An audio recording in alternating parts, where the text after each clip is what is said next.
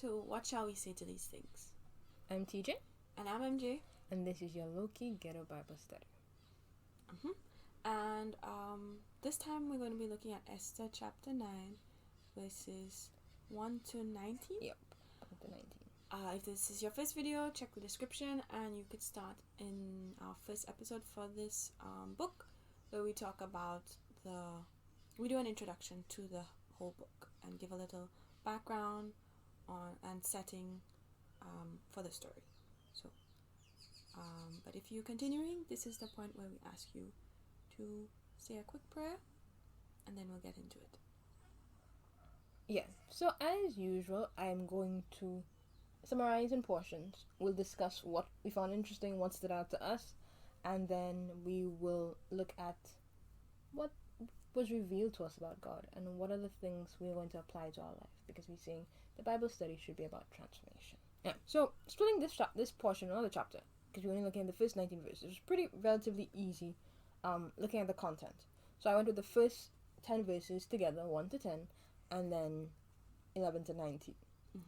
So we're told from like very first one, right, that we have now arrived to the day, D-Day, where it was expected that the enemies of the Jews would be able to destroy them, wipe them out, all that bad stuff. But we see a turning of the table. We have the exact opposite outcome happening. The Jews gathered together in all of the provinces, and they defended themselves against anybody who tried to harm them. And it says that they were undefeatable because so many nationalities had become afraid of them or fearful of them. And then we're told that even the leaders and the people in power helped the Jews because they were fearful and respected Mordecai. And to give us context for that, they told us that Mordecai had gained influence in the king's house, and the news of his power and his fame had spread throughout the provinces. And then we get back to the story, and it tells us that the Jews killed and destroyed those who hated them. And in Susa they killed 500 men, as well as the 10 sons of Haman, but they did not touch their property. So that's our first 10 verses. Okay. Not I don't want to say not a lot happening, but it was pretty straightforward, I guess. Easy to summarize. For me, like especially since, like, based on the conversation we had last week about people becoming fearful of the Jews, I was coming into this chapter not necessarily not expecting, but a bit surprised to see it outright written that there were still people who were anticipating that they would be able to harm the Jews. I think it could be one of two things. Either their hatred was so strong, or there was a sense of superiority. Okay. As in, these people, they can't do anything. Even if the king has given them permission, they're weaklings, and we could take them. But I think that in itself was interesting, because I'm like, where is this hatred or like this disdain for the Jews coming from? And it I was somewhat surprised to see this level of anti-Semitism. Is that, like, I think that's the word, going like so far back. I think we are suspicious, and it becomes easy to dislike people who are different from us. And we had this conversation, I think, earlier, that once you could separate yourself from a group of people, it becomes very easy to hate them. Yeah. So I think the Jews would have been separate. They would have been distinct. They would have had their own customs and rituals and rites, and it would be easy to spot them, I imagine. But I'm thinking about, like, if you think about how they ended up there in the first place, they were not, like, granted this generation was there on their own will, but they'd been brought in through slavery, through abduction, to the destruction of their own homeland. And to me, if I see people coming into a place under those conditions and managing to thrive and maintain life and be successful, I would be in awe of them. Like, to me, that would not be reason to hate them. That's an, what you call it, that is not a natural response. Okay. Like, it's so easy to be Jealous. to be jealous, especially if two things. If you are one like them, if you've been brought in by slavery, like how they managing, and we didn't manage to be successful like that and to prosper, or even if they're surviving, or they because if if Daniel's influence in the palace made any difference, I think there would have been respect for the Jews all around. Mm-hmm. And so I would be upset. How is only the Jews that getting special treatment? We came just like them, and nothing is happening for us. But as we can see, they were not getting special special treatment here. Well, I mean, it was a special treatment, but it's not the desired special treatment anybody would want. So for me, that was just an interesting point. But for me, one of the biggest things that stood out is that throughout this portion, we see a repetition of the Jews came together, the Jews united, and to me, that was the secret. But I guess I'm getting ahead of myself here. But the secret to their defense, their ability to protect themselves, the ability for them to be successful in saving themselves, was in their unity. But I think that would be another reason to dislike them as well, because I don't see the Jews. I don't see them not being together in the first place. I feel like for a lot of their festivals and stuff like that, they would have had to come together and eat and worship. So I see them being a tightly knit group to begin with. But like I'm like I struggle with the chronological order of the Bible. So I'm wondering, like, is this like, because if these these would be the descendants of Abraham. But if you think about it, right, the descendants of Abraham were literally one family. Yeah. So whether you like it or not, they're basically a family. Yeah.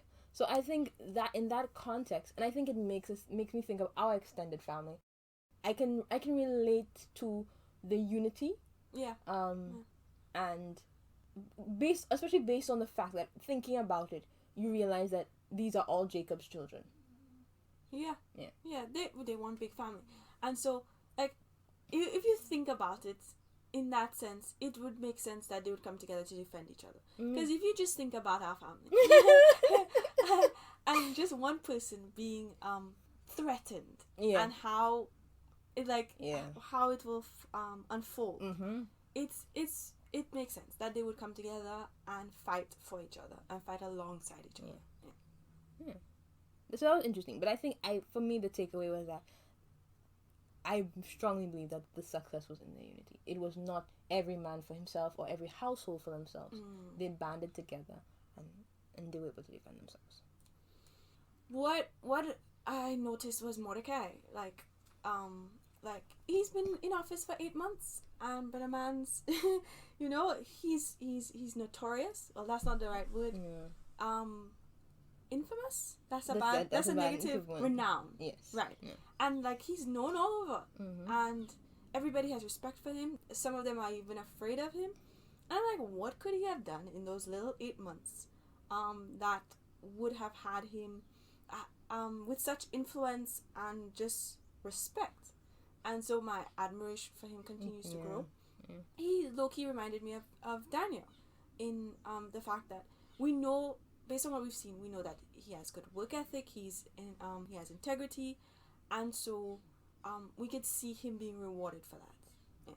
Yeah, and that was nice to see. And I think if we go back through, well, not necessarily through the entire book, but if we just look at the latter chapters, we see him being acknowledged as the person who saved the king's life. And so, for me, I think the king would have held him in esteem in terms of that, and he would have gotten a certain level of access to the king based on, I'm not gonna say access, but I forgot. He's the king's father-in-law. That is also true. So that is also true. He's the king's father-in-law. But I think also the fact that the king may have considered the decree Mordecai wrote and looked at what the decision he made there, because I think we talked about it when we looked at the decree itself, the fact that he didn't just say go slaughter your enemies. He says defend yourselves. And I think that is a sign of wisdom, that's a sign of maturity, that's a sign of integrity. And that is that's a refreshing change for the king to have in his right hand man. You know?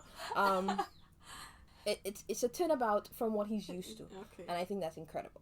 So I think that all of that, contributed to some of the power he may have given Mordecai, some of the things he may have delegated to him to do, and things like that. I had that same thing. My wording was that Mordecai goes from being required to bow to someone to being the big boy, feared and respected by the leaders in all the provinces. Wow. Yeah, I thought it was a nice, and we talked about that the last time when we talked about he went in as a servant of the gate and comes out wearing the royal garb. So I think this is just another dimension of his turnaround, the turnaround in his story, which I think is beautiful. To piggyback on that point, I think at 2 points in that portion that we looked at, it talks about the leaders fearing Mordecai, and it talks about the other nationalities fearing the Jews. And so my takeaway was sometimes fear works in our favor. Like we should not be fearful. God has not given us a spirit of fear, but I think other people's fear, right? Because sometimes work in our favor. So that was an interesting takeaway for me. Yeah, definitely. I have a point about the sons, but I don't know if that's if it's more relevant now or in the other end. Let's bring it up in the next part, because we just briefly mentioned that. Okay. Okay. I think my final point on this portion was that the Jews wiped out their enemies, and I think they were very clear about that. It talks about killed and destroyed, smote with the sword their enemies. Like there was very clear language to tell us that they killed the people. They wiped them out, right? But in this portion, as we'll see it again in the second portion of the chapter, not the chapter, the portion we're looking at, is that they did not touch their property. And I think that's something that was very significant, because we get it and every time they talk about them killing the enemies, they talk about they did not touch the spoils, they did not touch their property. And so I think that was a very significant thing that came up in this portion. You have anything else for this section? No. Okay. All right. So let's look at the last 9 verses. I think 11 to 19. So, I did not initially, when I was summarizing, I didn't put the dates, right?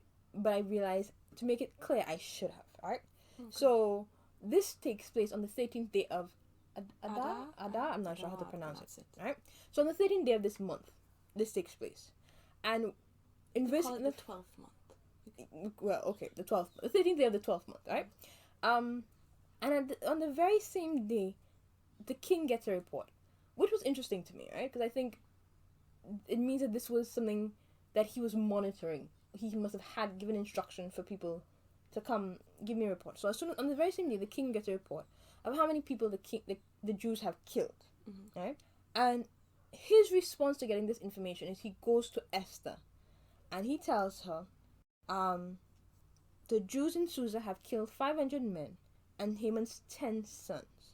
And then this is what I found interesting. And then he tells her, "What is your petition? It will be given to you.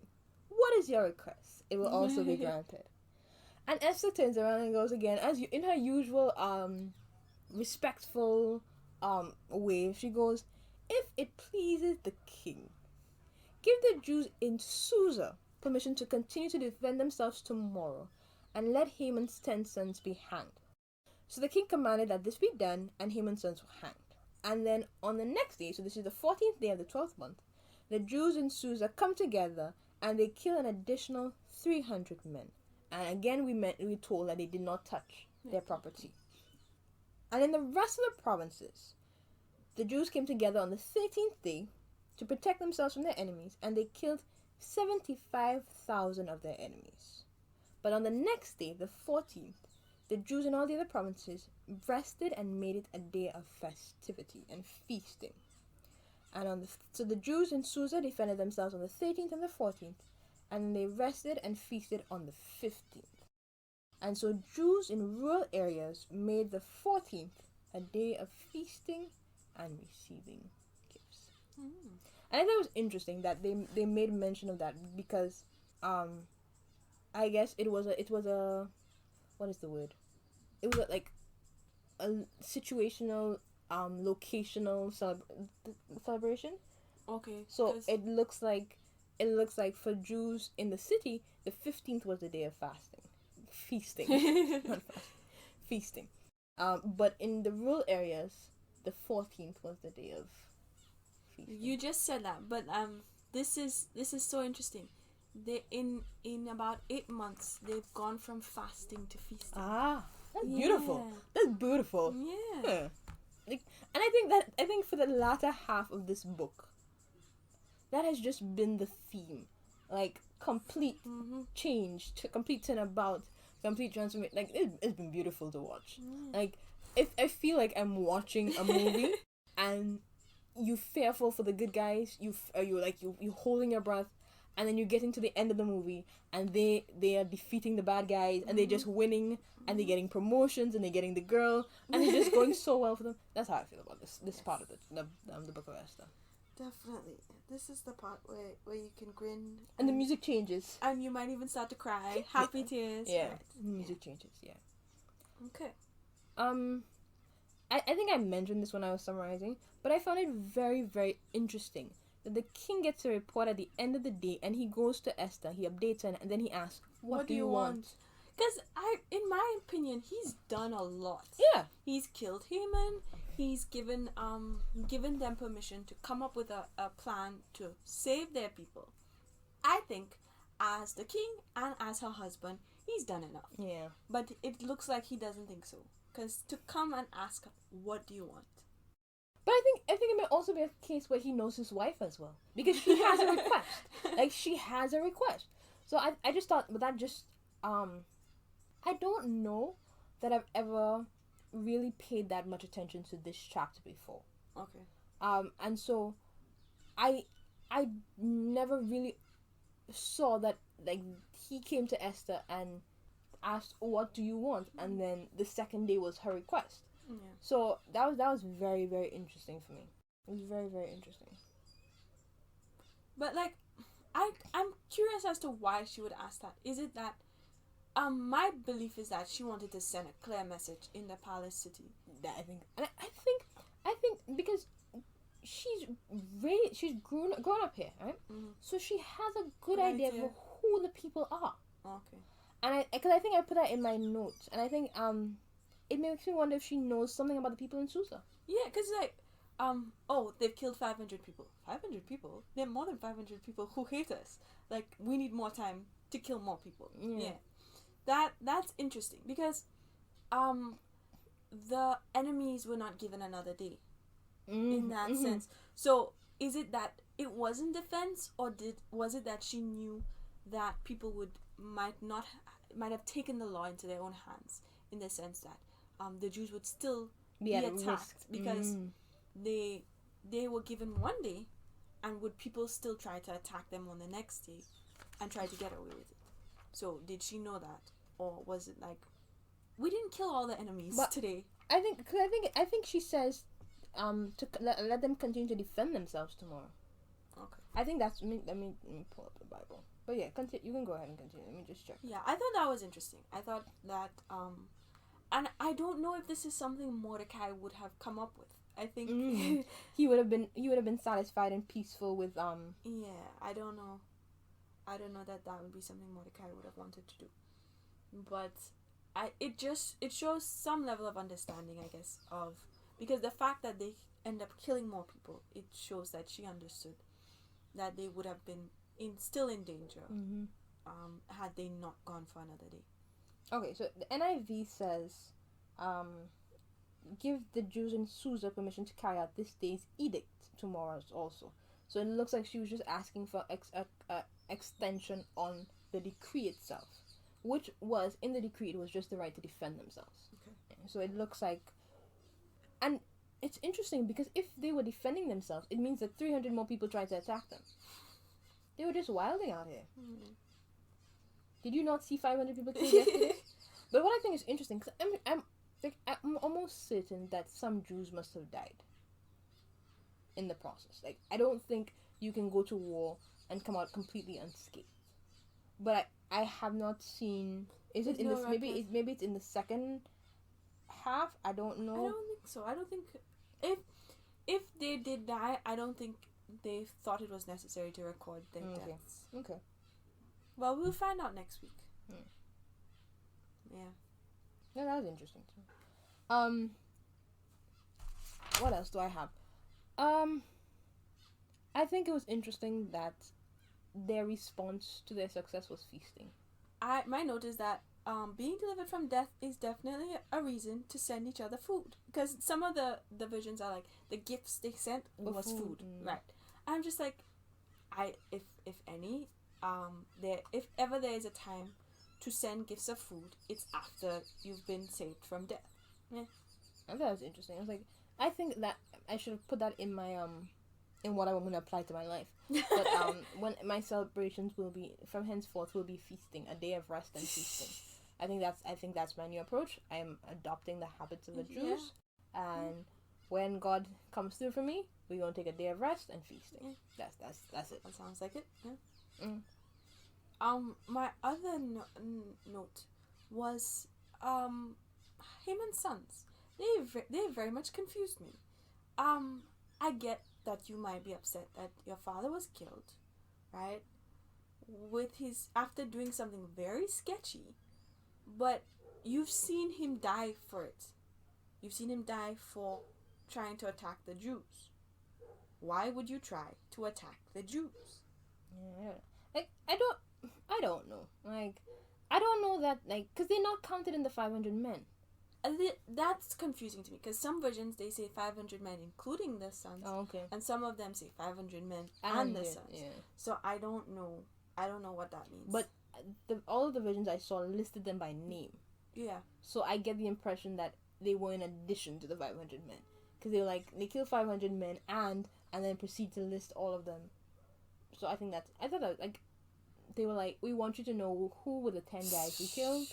These are Haman's sons. These are their names. Yeah, so I thought that was interesting. I didn't make note of that, but I thought that was interesting that they listed Haman's sons by name. It wasn't enough to just say that we killed Haman's 10 sons. These were their names. And they also they make sure to say that they didn't take their property, specifically. But that I wanted to talk about that as well. They make mention of it so many times. I think the writer of the book wants us to know, that the Jews were not in this for the money. Mm-hmm. And as much as in the beginning it seemed like on Haman's end, it seemed like it was more on the king's end. It seemed like it was for the money. And the people as well, because Haman told them, you killed the Jews, you can take their stuff. Right. Yeah. Okay. Yeah. On this end, it was not about, I think they wanted that to be clear. This was about defending ourselves. This was not about killing people to get their money, or we don't want to have the wealth of our enemies. Yeah, we don't want it to ever be said that they made us wealthy, and I think that is, we got rich on their heads. Right. I think that's admirable, and because they got permission to take the wealth. Like, the decree says you can take their stuff. Yeah. But I think it was a message they wanted to send out, and that's cool. We will kill you and not take your stuff. Yeah. I think that's interesting. Okay, so do you have anything else? Are we heading to what we learned about God? Yeah. Okay. I think, like, for the last couple of chapters, my lesson about God has continued to be the same. Like, his ability to completely turn things around, for his ability to involve me in the transformation, because we see the Jews firsthand taking part in their deliverance. Like, they fought for their lives. Yeah. But I think, especially in the context of this chapter, my specific point was God has the ability to turn the most bleak situation into a reason for feasting and celebration. That's nice. So I think that ties into what I was saying. God comes through, we gonna feast. Yeah. My lessons were basically the same. That he gets us involved in our deliverance, in our solution, and I don't necessarily know why that is. I don't know if it helps us to trust him more. It helps us feel a little less helpless. And I think it's a growing experience for us as well. I think it's a growing experience because we have to make ourselves available for him to use us, and also the process of him using us and us being part of the experience generally will change our lives. Okay. Yeah. So that, and then the his favor, his ability to change things up for us. Yeah. I think that Mordecai may not have made it to where he was, even with all his good qualities, without God's favor. And so that is definitely just a gift that we need to appreciate. Even if his daughter was the queen. Yeah. Appreciate and be grateful for when we experience it. Yeah. So that was my lessons about God. What about what you can apply to your life other than the feasting celebration? I think for me, what it was that the first one has to do a bit with my vanity, right? I have that when God lifts me up, even people who do not know me will hear about me and respect me. And I pull that from Mordecai. Yeah. And, I mean, that was I'd be afraid of you. I don't know that I necessarily want people to be afraid of it. The respect component is nice, and just a little bit. And granted, I don't even know if I want people to know about me, but it's a nice thought. It's a nice idea. I don't think it has to do with like me literally wanting this to happen in my life, but it's an awareness that God has the ability to put me in a position, where people who had never ever knew that TJ existed on this earth will, become aware and take note and treat my people well because of it. Yeah. Okay, so this one, my lessons about me, I took them from Haman's sons. I was thinking about how they didn't read the room and they just adopted Haman's prejudices, like blindly, it seems. And they may have been out for revenge as well. Well, yes. Yeah, it seems like that as well. And so it made me think about not just me, but my upbringing. I want to be very careful about, like, I think as a parent you want your kids to believe what you believe. But I think what you believe is based on your experiences and maybe a lot of your personal biases. Okay. So as a child, I want to be I don't want to just adopt my parents' beliefs and values and biases because it comes from them. I want my beliefs and I was about to say my prejudices but I don't want to be prejudiced at all. I want it to come from a reality, not just somebody else's experience, and I want to take more things into consideration other than this is what my parents did or this is what my parents have said and this is what my parents believe. And as an adult and as a Christian, I don't want to pass my prejudices and my biases on to the people around me. Okay. So that was my takeaway from Haman and his sons. Anything else? No, okay. That's it. Alright, so my last point had to do. I took it from the unity of the Jews, and it's a difficult one for me because I need to work on it. Because one, I'm an introvert. I don't like group projects. I prefer to work on my own. I prefer to do things by myself. I prefer to be by myself. Yeah. Like, let me be myself. But as much as I enjoy working on my own, I need to be in a place where I'm connected with God, where when it's time for unity, I can be discerning enough or have the discerning spirit and listen, be able to hear the Holy Spirit tell me, TJ, you need to gather together. Mm-hmm. Now is the time for unity. We cannot be focused on your introversion right now, and I need to be willing to make myself available to gather with God's people for a united front. Mm. That's cool. That's rough, but that's what I need to work on. Taking away from the first part of chapter 9, that's what I need to work on. Being willing to be united for God's cause. And in the process, I might just save my own life. And you get to defeat your enemies. Because can you imagine, right? Can you imagine? Like, the Jews had just said, you know, I lend this person something and they never bring it back for me. I'm not fighting with them. I'm not doing it. Although there's another one who's like an introvert. I'm like, I don't want to work with people. I can do this by myself. I don't like. It would have been slaughter, but like them coming together made all the difference. And so I need to come together. But I think in those situations, it happens naturally. You don't agree, but yeah, I think in situations like that. But like I was saying, I think it comes about with the indwelling of the Holy Spirit. Okay. Yeah. Okay, so that was our discussion on Esther chapter 9 verses 1 to 19. Yep. Next week we look at verses 20 to 32 and chapter 10 in the entirety. Alright, so chapter 10 is just 3 verses. Okay, yeah. So we're coming to an end of Esther. This has been an interesting conversation. Yeah. It's been a journey. Yes, definitely.